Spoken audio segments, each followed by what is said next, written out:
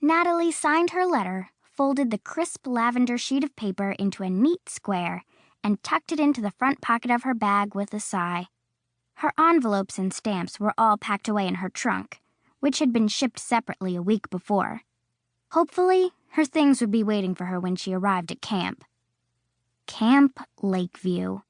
It was all Natalie could do not to shudder at the thought of it. To say that she was not interested in nature was a severe understatement. In fact, Natalie was pretty sure that she was actually allergic to nature. Natalie and her mother lived in the concrete jungle, the coolest, most interesting city in the world, New York. The closest Natalie ever came to the great outdoors was when she and her friends went rollerblading in Central Park on weekends, and that was just fine by her. Most summers, Natalie would take special classes that were offered by local private schools. She'd study painting or drawing or writing or dancing. The rest of the time, she and her friends would hang out, shop, see movies. It was awesome. But not this summer.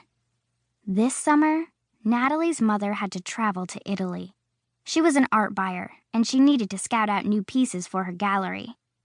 Natalie had begged to go with her, but Natalie's mom was firm. "Camp will be good for you," she had said. "A change of pace, a chance to meet different types of people." "What's wrong with the people I know now?" Natalie had asked. Her mother had laughed. "Nothing, of course. Your friends are wonderful, sweetie. But everyone you know lives in the same neighborhood as you and goes to the same school. You even go to the same tennis lessons and music programs.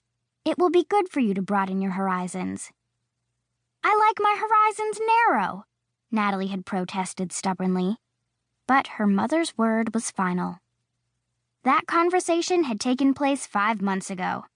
Now, Natalie's mind raced as the stuffy charter bus she rode careened down the highway toward Camp Lakeview.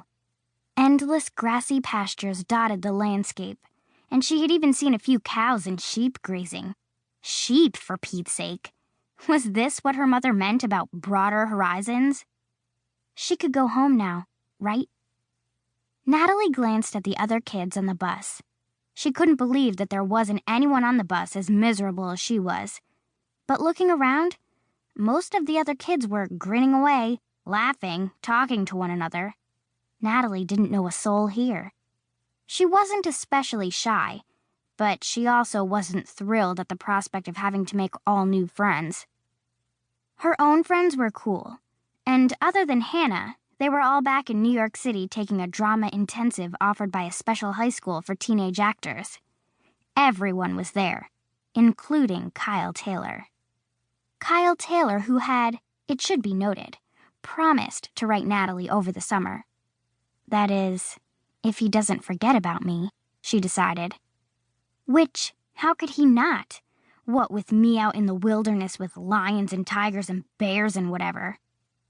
I should have asked Dad to talk to Mom for me, Natalie thought glumly. He would have let me go to acting school, definitely. But as quickly as the thought had popped up, Natalie pushed it out of her mind. Talking to her father was out of the question. He and her mother had split up when Natalie was only 4 years old, and even though Natalie knew her father loved her, they didn't talk very often. It was hard to be in touch with him because... No, she wasn't going to think about it. Talking to her father was, at least for right now, a non-option, and therefore, she'd just have to pray that Camp Lake-puke, as she had come to think of the place, wasn't as bad as she feared. Natalie snapped out of her little daze to see cool barrette girls smiling at her. Well, in her general direction, anyway. Natalie took her chances and smiled back. Success! Barrette girl stood up from her seat, stretched, and wove her way back to where Natalie sat.